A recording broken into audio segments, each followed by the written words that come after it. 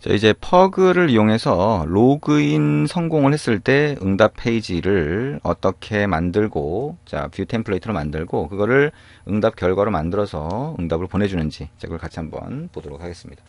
자, 우리가 EJS를 가지고 login success.ejs라는 파일을 만들었었죠. 자, 동일하게 만들 수가 있어요. 자, 그리고 그렇게 하면 똑같이 우리가 퍼그 뷰 엔진이라고 하는 게 그 파일을 읽어서 자, 그거를 응답 웹문서로 만든 다음에 응답으로 보내게 됩니다. 자, 그러면 이제 첫 번째 단계가 자, views라고 하는 폴더 안에 새로운 파일을 만드는 거겠죠. 자, 파일 만들기라고 하고요. 자, 우리가 동일한 이름으로 만들기는 좀 그러니까요. 자, login success 똑같이 만들까요? 자, login success.pug라고 만들면 자, 이름은 EJS하고 동일한 이름이긴 하지만 확장자가 다르니까 자, 만들어지긴 하겠죠. 자, login success pug라고 만들고요. 얘기한 것처럼 HTML 페이지는 아니라고 했어요. 그죠? 근데 조금 다르다라고 생각을 하시고요. 띄어쓰기 중요하게 생각을 하시면 됩니다. 자, doc type HTML 이렇게 하고 엔터, HTML 엔터 두 번 스페이스 누르고요. head 두 번 스페이스 누르고요. 메타라고 하고요. 그 안에 속성들은 자, 이렇게 소괄호를 하고 넣을 수가 있습니다. 자, 캐릭터 셋이라고 하는 거 equal 자, UTF-8 자, 이렇게 넣을 수가 있겠네요. 그 다음에 엔터 하고요. 타이틀 자, 로그인 한 칸 띄우고 로그인 성공 페이지 로그인 성공 이렇게 하면 되겠죠. 자, 그 다음에 다시 맨 왼쪽에서 두 칸을 띄우고요. body라고 하고요. 자, 엔터 두 칸 띄우고 h1 태그 헤딩 태그 넣고 로그인 성공 똑같이 해봅니다. 자, 그 다음에 div 디비전 태그 넣고 두 칸 띄우고 p 태그 자, 사용자 id가 뭐냐 이렇게 하고요. 여기는 자, 샵을 붙입니다. 샵을 붙이고요. 그 다음에 중괄호를 붙인 다음에 이 안에다가 자, user id라고 하는 변수를 넣을 수가 있습니다. 자, 그 다음에 div 이렇게 하고요. 그 다음에 여기다가 다시 p라고 하고 자, 사용자 이름 땡땡 샵을 붙이고 자, 그 다음에 여기다가 유저네임 이렇게 붙여봅니다. 자, 그리고 여기에 br 태그 붙이고요. 엔터를 친 다음에 자, 그 밑에다가 br 태그 두 개 붙이고 그 다음에 앵커 태그 붙입니다. 속성이니까 자, 소괄호 하고요. href라고 하는 게 자, 슬래시 퍼블릭 슬래시 로그인 점 html이다 라고 하고 자, 다시 돌아가기 이렇게 되겠죠. 자, 여기까지 입력을 해봅니다. 자, 우리가 HTML 페이지처럼 똑같이 넣는 EJS하고는 조금 다르죠. 예, 조금 다르다라고 하는 걸 알 수가 있고요. 명령 프롬프트를 열고 우리가 퍼그라고 하는 명령을 이용해서 자, 이게 정상적으로 잘 만들어진 건지를 한번 확인해 보실 수가 있습니다. 자, 그거를 같이 한번 확인해 볼까요? 자, 명령 프롬프트를 열고요. 자, 명령 프롬프트에서 자, npm install 여기다 설치하면 안 되죠. 자, view example 밑에서 npm install 그 다음에 퍼그 가운데 줄 긋고 클리라고 하는 거 설치를 합니다. 그리고 한 칸 띄우고 가운데 줄 두 개 긋고 글로벌 이렇게 설치를 해보도록 합니다. 자, 이렇게 설치를 하면 퍼그 클리라고 하는 게 설치가 되게 되고요. 그럼 이걸 이용해서 자, 우리가 퍼그라고 하는 확장자를 가지고 만든 뷰 템플레이트가 정상적으로 잘 만들어졌는지를 한번 확인해 볼 수가 있습니다. 자, 이제 퍼그라고 하면 자, 이게 명령어로 실행되는 것을 볼 수가 있어요. 그죠? 이렇게 되겠죠? 그러면 이제 퍼그 한 칸 띄우고 자, login success.pug 한 칸 띄우고 가운데 줄 두 개 긋고 pretty 엔터 쳐봅니다.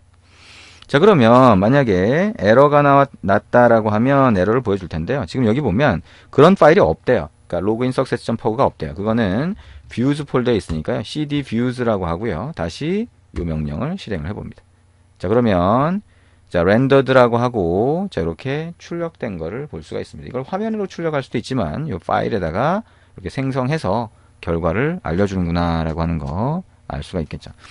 자, 그러면 정상적으로 이게 됐다라고 하면 자, 그 파일을 열어서 정상적으로 됐는지 한번 확인해 보시면 됩니다. 여기 login success.html 파일 만들어졌네요. 자, 여기 이렇게 만들어진 거를 여러분이 확인하실 수가 있습니다. 물론 이제 변수가 안 들어갔으니까 그 부분이 비어 있구나라고 하는 거 알 수가 있겠죠.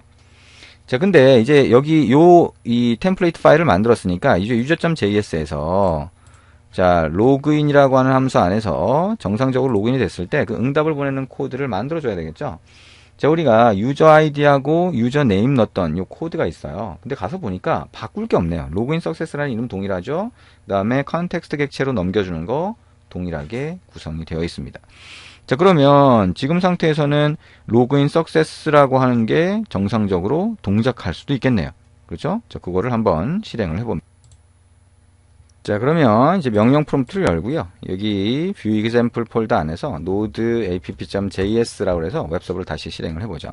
그리고 웹페이지를 열고요. 자, 이렇게 public login.html 한 다음에 여기다가 테스트 01 또는 02 여러분이 이제 사용자 추가한 정보가 있으면 자, 그대로 아이디와 비밀번호를 입력하고 로그인 눌러보시면 됩니다.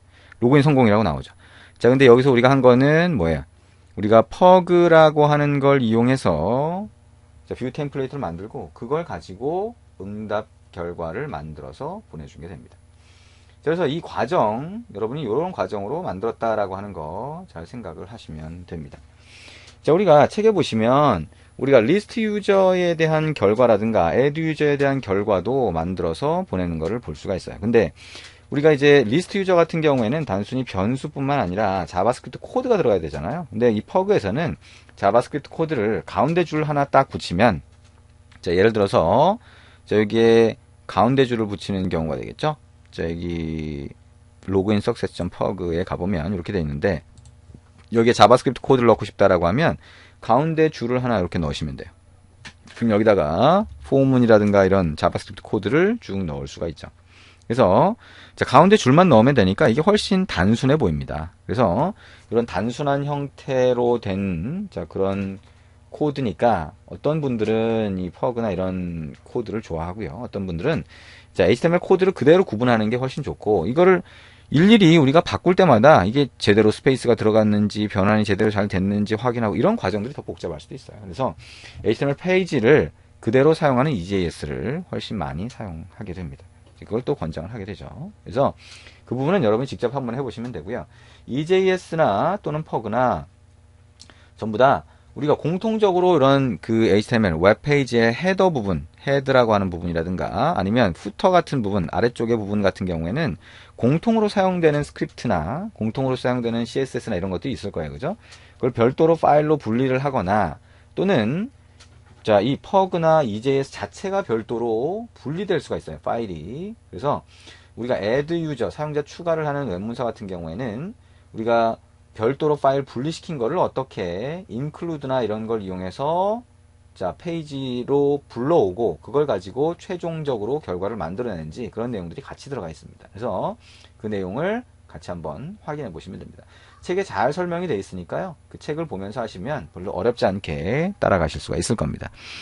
자, 이렇게 해서 우리가 뷰 템플레이트를 사용하는 방법까지 봤어요. 그러면 여기까지 해서 우리가 가장 기본적인 형태를 본 겁니다. 자, 웹 서버를 구성을 할 때 어떻게 돼요? 자, 우리가 구조 한번 본 거 가서 볼까요? 자, 퍼그를 사용하거나 또는 EJS를 사용하거나 할 때 자, 어떻게 돼요? 자, 우리가 요청을 하면 그 요청한 결과를 가지고 응답을 보내주고 있죠. 그래서 그 구조를 한번 다시 정리를 좀 해보면 자, 클라이언트가 웹브라우저에서 요청을 하게 되면 웹서버가 받을 거고요. 요청을 받죠.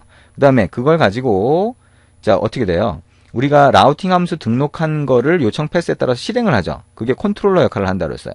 그리고 그 컨트롤러가 데이터베이스 쪽에서 데이터를 가져오잖아요. 그래서 데이터베이스에서 데이터를 가져온 다음에 이제 뷰 템플레이트에서 결과를 로딩을 해서 결과 웹페이지를 만들어서 보내준다라고 하는 겁니다. 우리가 리다이렉트라든가 또는 이전에 했던 세션이라든가 이런 것들이 다 모이면 자, 이제 어느 정도 완벽한 웹서버의 기능이 만들어지게 됩니다. 그래서 뷰 템플레이트, 지금 여러분이 하신 이 뷰 템플레이트까지만 하더라도 웹서버를 만드는 거를 여러분이 충분히 하실 수가 있어요. 그래서 웹서버를 만들기 위한 가장 기본적인 구성 요소들을 지금 이번 장까지 해서 여러분이 웬만큼 보신 거다라고 할 수가 있습니다. 자, 이제 좀 웹서버가 어떻게 동작을 하는지 아실 수가 있을 거고요. 만약에 기존에 스프링을 좀 해봤다거나 아니면 다른 웹서버를 해봤다라고 하면 더 잘 이해가 되실 겁니다. 비교를 해보시면 되니까. 그리고 웹서버를 이미 만들어 봤기 때문에 기본적으로 웹서버가 어떤 식으로 동작한다는 걸 알고 있죠. 그러니까 지금 이 Node.js를 이용해서 웹서버를 만드는 것도 동일한 로직으로 생각을 하시면 됩니다. 혹시 기존에 안 해봤다라고 하더라도 지금 이 Node.js가 자바스크립트 코드를 쓰면서 굉장히 적은 코드로 만들 수 있게 되어 있기 때문에 여러분이 이걸 계속 반복해서 해보시면 웹서버 만드는 게 그렇게 어렵지 않구나라고 하는 것을 아실 수가 있습니다. 자, 이렇게 해서 뷰 템플레이트를 사용하는 방법까지 우리가 8장 내용 같이 한번 봤습니다. 네, 수고하셨습니다.